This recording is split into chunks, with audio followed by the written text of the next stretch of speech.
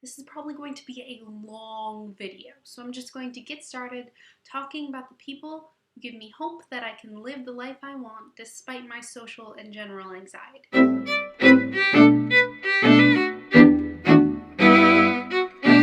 Number 5, Shay Carr.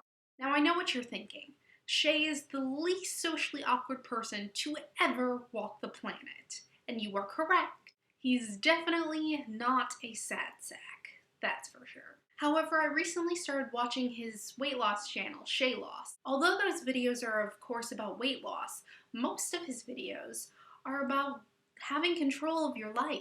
There are so many amazing quotes from his channel that I try to integrate into my own life every day. For example, you can say, "No, I'm in charge. I don't want to live this way." Apparently my impression of Shay, I don't know. "It's not going to work because I have this issue.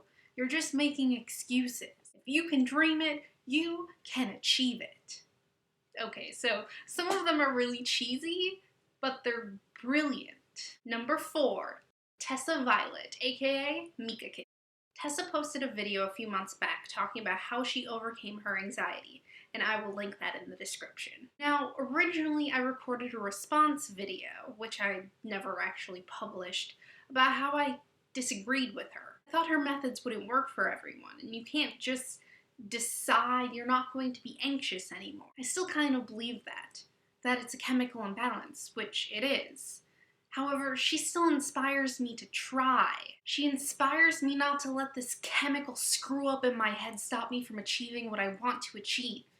She's making a movie right now, you guys. A movie. She's basically doing everything I want to do someday, and she's doing it while having overcome this roadblock that I'm having. Number 3, Jesse Eisenberg. Jesse, my wonderful, wonderful spirit animal. Every single interview this man does just latches onto my heart and gives me this odd feeling of, you could do this.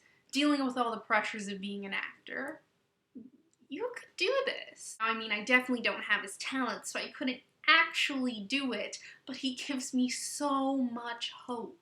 He has achieved his dreams of becoming an actor despite his social anxieties, his self-loathing tendencies, and his history of being an outsider. Number 2, Jenny Lawson. Okay, if you're not a regular reader of the Bloggist, I think you need to go and catch up. Also, if you've never read Let's Pretend This Never Happened, also by Jenny Lawson, you need to go get on that. Like, right now. I literally cut together a prose piece from 2 of the chapters in the book because it dealt with general anxiety and panic attacks so well. Here is this woman who has a hugely popular blog and wrote one of my favorite books of all time and is friends with amazing people like Will Wheaton and Neil Gaiman.